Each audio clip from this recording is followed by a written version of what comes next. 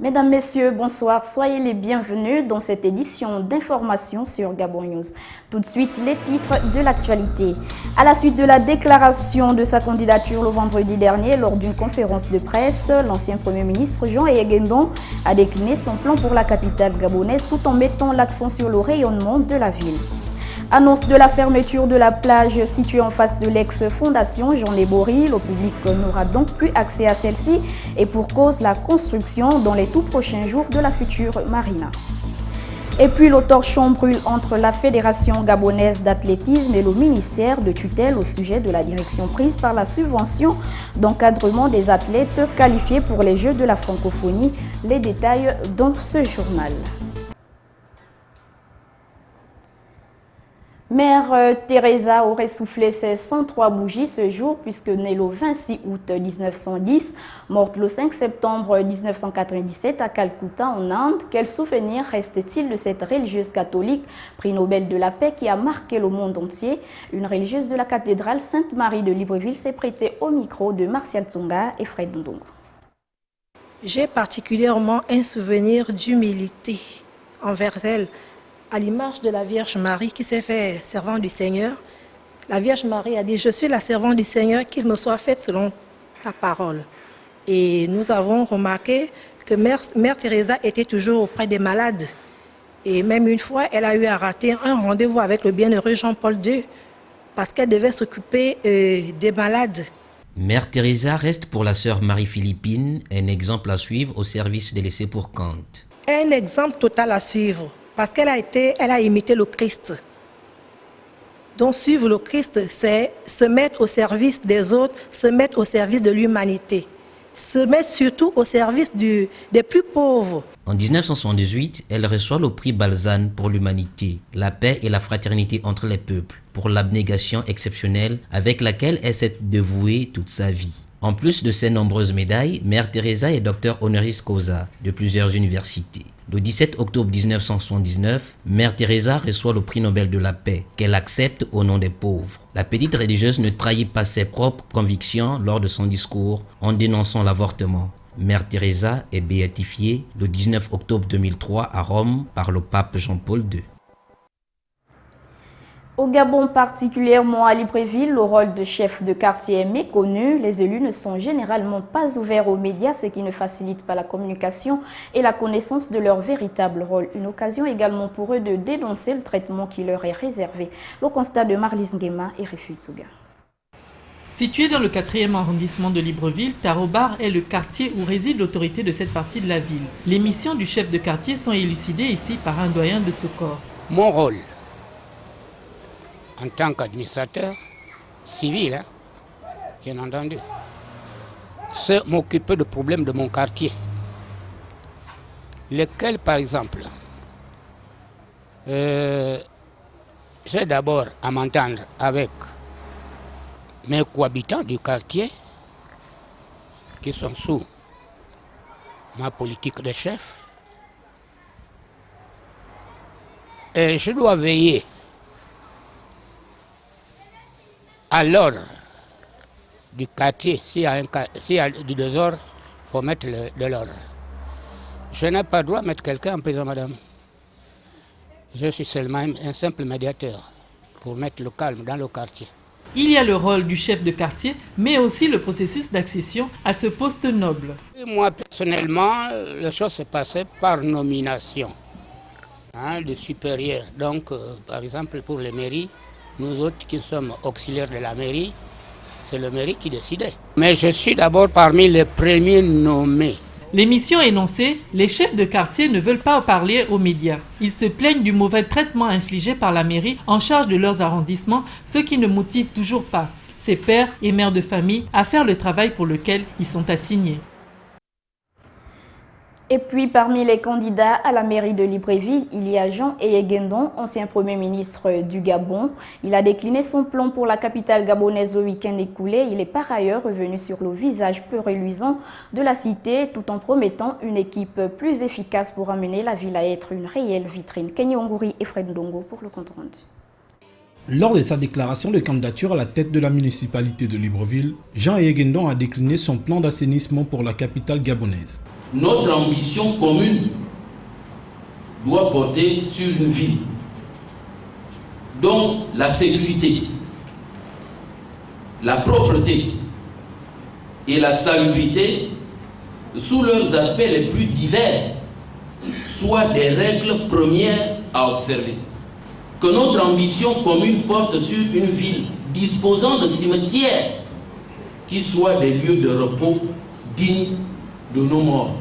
Je forme le vœu que notre ambition commune porte sur une ville agrémentée d'espaces verts, de jardins publics, de places et de promenades pour piétons. C'est fort du constat d'un visage de moins en moins reluisant que présente notre cité qu'il base son intention de refonder la localité. Nous découvrons une ville qui croupit sous les immondices et les déchets de toute nature. Sommes-nous fiers de constater que notre capitale est dépourvue de cimetières afin d'assurer à nos morts le repos qu'ils méritent? Sommes-nous fiers d'être obligés de nous procurer des aliments vendus à même le sol et le long des rues par les commerçants? C'est en ces termes que l'ancien Premier ministre se dit prêt à affronter les obstacles pour redonner à Libreville un visage de plus rayonnant. Le site du bord de mer situé en face de la fondation Jean Eboury ne sera plus accessible au public et pour cause, il devra abriter dans les prochains jours la future marina de Libreville. À l'annonce de sa fermeture, notre équipe de reporters s'est fait l'écho de ces nombreux Gabonais qui l'ont longtemps fréquenté. Philippe Oyaga et Fred Ndongo pour le reportage. Le chantier de la future marina de Libreville débutera sous peu. Les bois de construction plantés sur les abords de ce site en font foi. Cependant, l'annonce du démarrage des travaux ne fait pas que des heureux. Très prisé, cet espace a longtemps servi d'aire de jeu à ces jeunes de la capitale qui se demandent aujourd'hui où ils devront désormais aller se divertir. En fait, on n'a pas le choix. C'est sur les choses de la vie, ça arrive. Bon, si on nous dit qu'il ne faut plus qu'on joue ici, bon, on est obligé d'accepter la décision du gouvernement, on ne peut rien faire. Même son de cloche chez les pêcheurs qui sont peu enthousiastes à l'idée de quitter ce lieu. On est venu nous alerter ici, brutalement ici, comme ça, franchement. Nous-mêmes, on était surpris. 3 jours, il faut déjà débarrasser les pirogues.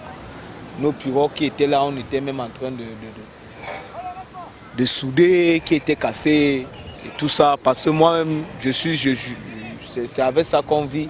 Pour le moment, on attend voir ce que les autorités vont décider par rapport à nous. Si ce projet d'envergure changera le visage de la façade maritime de notre capitale, il n'en demeure pas moins que les Librevillois attendent sa concrétisation. Toute chose qui concourt non seulement à enrayer un tant soit peu le chômage, mais aussi participer au rayonnement de la cité gabonaise.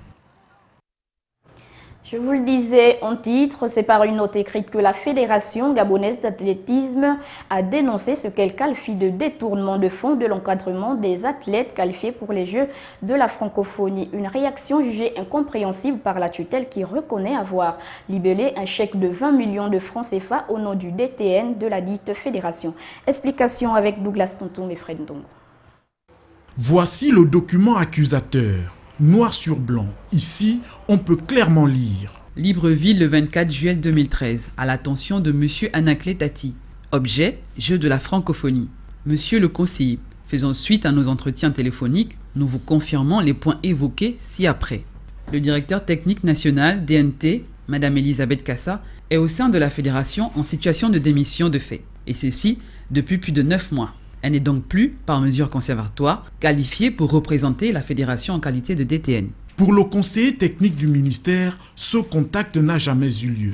Nous n'avons reçu aucune note de la fédération notifiant qu'ils ont des problèmes au sein de leur structure entre la direction technique nationale et le président. Au-delà de toute chose, ici au ministère de la Jeunesse et des Sports, il ne s'agit nullement de détournement, mais de promptitude et de respect de cahier de charges, la nature ayant horreur du vide. Mais jusque-là, la fédération ne réagissait pas. Nous nous sommes adressés au directeur technique national qui a assisté à nos réunions. Elle nous a fait la liste. Et au moment maintenant de donner des subventions de préparation à ces athlètes-là, à qui on devait le donner? Au président? Soyons sérieux. Nous avions fait le chèque au nom du directeur technique national et c'est elle qui a pour rôle, n'est-ce pas, d'encadrer nos athlètes. Lequel des protagonistes dit la vérité? À vous d'en juger. Et pour terminer, ouverture ce lundi à Libreville de la 4e édition du championnat national de tennis de table au gymnase de Dolomi, une compétition organisée par la Fédération gabonaise de cette discipline sportive. Ce championnat qui va durer 3 jours sera sanctionné mercredi prochain par la remise de récompenses. Les précisions avec Sabrina Polo et Refu Itoga. Environ 70 athlètes, hommes et femmes, représentant quelques ligues, notamment celle de l'Estuaire, Ogoué Maritime, Ouellentem et le Moyen Ogoué, qui ont ce matin ouvert les hostilités de ce championnat national avec des parties tout aussi engagées. La compétition a commencé autour de 9 h ce matin et nous avons là débuté les matchs par équipe.